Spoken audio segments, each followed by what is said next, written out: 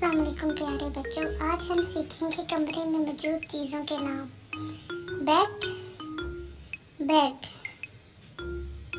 तकिया, तकिया, शीशे वाली टेबल, शीशे वाली टेबल, छत का पंखा, पंखा, बैठने के लिए सोफा, सोफा, लैंप, साइड पे रखने के लिए लाइट यानी कि लैंप,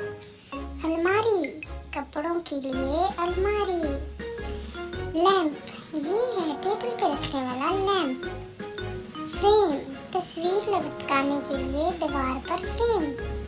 टेबल, पढ़ने के लिए टेबल, ये है कुर्सी, ये है कुर्सी, शीशा, मुंह देखने के लिए शीशा, घड़ी, दीवार पे लगाने वाली घड़ी,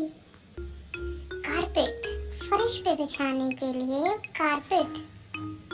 गद्दा, गद्दा, फर्श पे डालने के लिए गद्दा।